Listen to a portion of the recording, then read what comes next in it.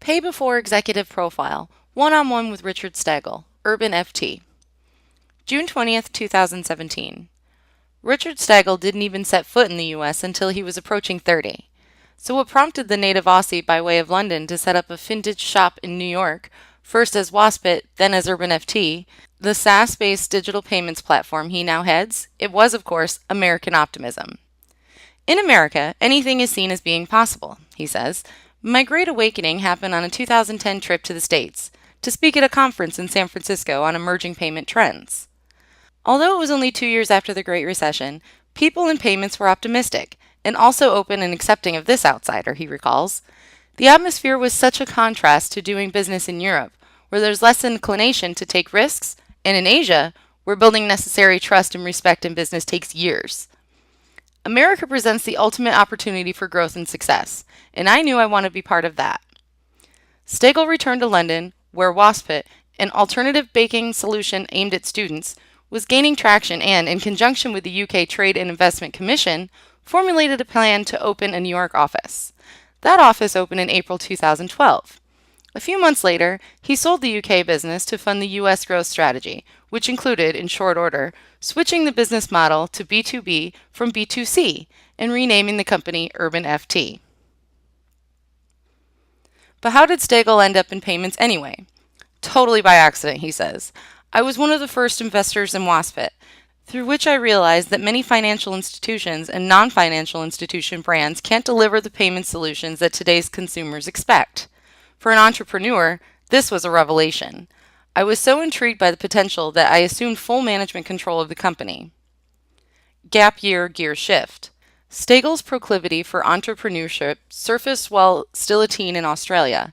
In the moments before entering university, Steggall convinced his parents, an insurance broker mom and a property developer dad, that he should take a gap year, including summering in Europe. To earn pocket money for his upcoming adventure, he identified an opportunity in the used office furniture and equipment space.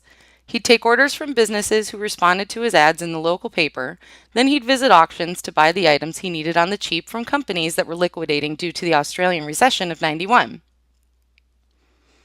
One of his clients, just starting in the new mobile phone sector, offered Steggall a job.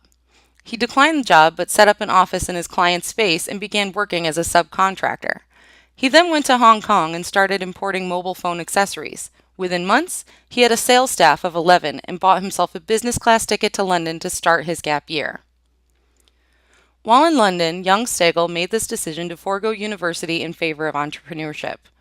The day he returned to Australia, he signed a lease on his first mobile phone shop, which he expanded to a chain of 5.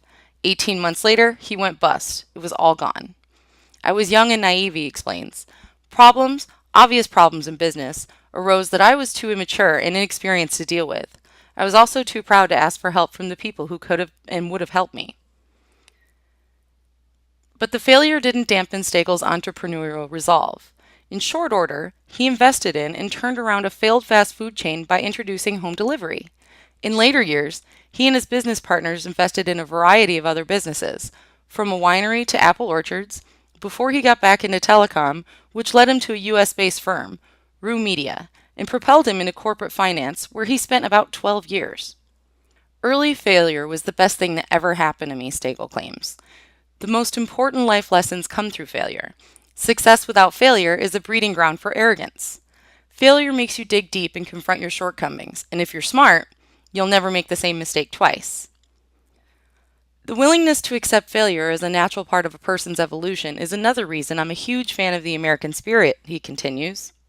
Here, people forgive your failures as long as you pick yourself up and get on with it. And it's good training for fintech. If you haven't failed at least once, you're not part of the club because you haven't taken enough risk. What about Steggall's risk tolerance these days?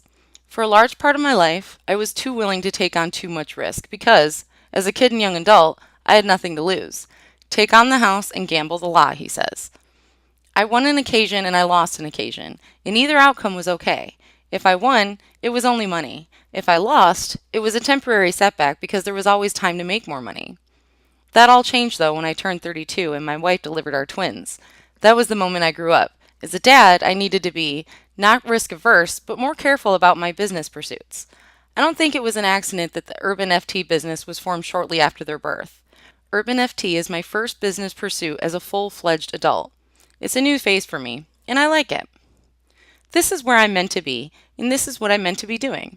All of the things, the successes and the failures, have prepared me for today. That is, in New York, running Urban FT and working like crazy. What a country, what an industry, what an opportunity.